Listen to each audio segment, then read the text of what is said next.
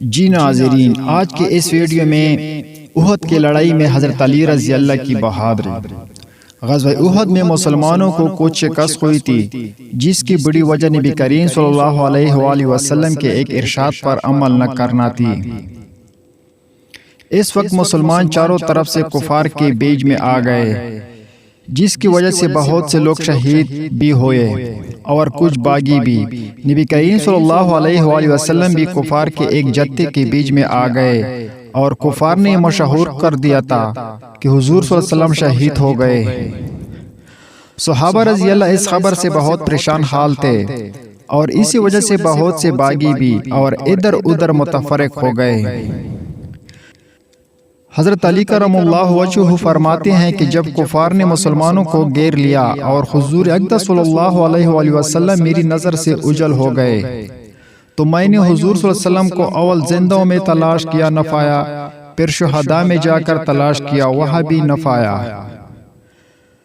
تو میں نے اپنے دل میں کہا کہ ایسا تو ہو نہیں سکتا کہ حضور صلی اللہ علیہ وسلم لڑائی سے بھاگ جائے۔ بظاہر حق تعالی شانہ ہمارے اعمال کی وجہ سے ہم پر ناراض ہوئے، اس لیے اپنے پاک رسول اللہ صلی اللہ علیہ وسلم کو آسمان پر اٹھا لیا۔ اس لیے اب اس سے بہتر کوئی صورت نہیں کہ میں بھی تلوار لے کر کافروں کے جتھے میں گھس جاؤں، یہاں تک کہ مارا جاؤں۔ میں نے تلوار لے کر حملہ کیا، یہاں تک کہ کفار بیچ میں سے ہٹتے گئے اور میری نگاہیں نبی کریم صلی اللہ علیہ وسلم پر پڑ گئی تو بہت مسرت ہوئی، اور میں نے سمجھا کہ اللہ جل شانہ نے ملائکہ کے ذریعے سے اپنے محبوب کی حفاظت کی۔ میں حضور صلی اللہ علیہ وآلہ وسلم کے پاس جا کر کھڑا ہوا کہ ایک جماعت کی جماعت کفار کی حضور صلی اللہ علیہ وسلم پر حملے کے لیے آئی۔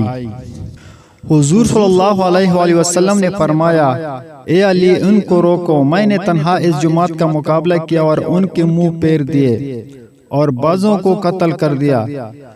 آپ صلی اللہ علیہ وآلہ وسلم نے پھر حضرت علی رضی اللہ کی طرف اشارہ فرمایا، انہوں نے پھر تنہا اس جماعت کا مقابلہ کیا۔ اس کے بعد حضرت جبرائیل علیہ السلام نے آ کر حضرت علی رضی اللہ کی اس جوان مردی اور مدد کی تعریف کی، تو حضور صلی اللہ علیہ وآلہ وسلم نے فرمایا، انہو منی و انا منہ، بے شک علی مجھ سے ہے اور میں علی سے ہوں، یعنی کمال اتحاد کی طرف اشارہ فرمایا۔